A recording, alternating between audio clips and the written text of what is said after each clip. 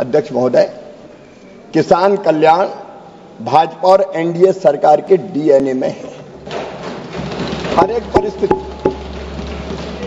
जब पैदा होती है तो उससे निपटने के लिए हमारे प्रधानमंत्री नरेंद्र मोदी जी तत्काल कदम उठाते हैं।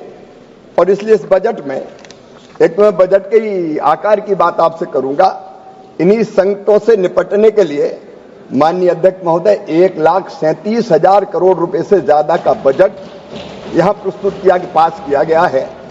पहले केवल 21,000 करोड़ रुपया होता था, तब यूपीए की सरकार थी।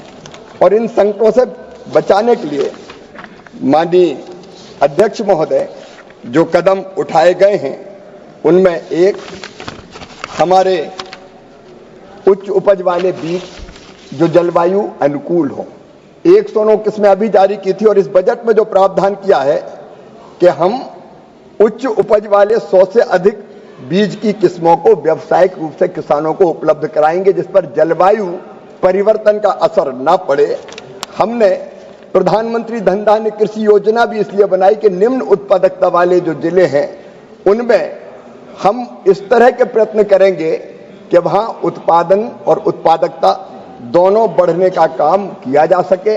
आईसीएआर निरंतर शोध और अनुसंधान करता रहता है। उन्हें आम की फसल का जिक्र किया है। आम की भी ऐसी किस्में विकसित की जा रही है जिस पर जलवायु के परिवर्तन का कोई असर ना पड़े।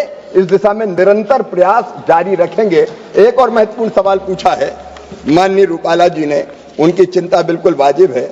माननीय अध्यक्ष महोदय, हम जानते हैं उत्पादन बढ़ाने के लिए उर्वरक, फर्टिलाइजर सबसे महत्वपूर्ण कारक है। और पिछले दिनों लगातार अंतर्राष्ट्रीय बाजार में उर्वरकों की कीमतें बढ़ती रही है, लेकिन ये मोदी सरकार का संकल्प है कि अंतर्राष्ट्रीय बाजार की बढ़ती हुई कीमतों का बोझ किसी भी कीमत पर किसान के ऊपर नहीं आने देंगे। और इसलिए माननीय अध्यक्ष महोदय, इस साल भी उर्वरक सब्सिडी पर, फर्टिलाइजर सब्सिडी पर 1,77,000 करोड़ रुपए का प्रावधान किया गया है।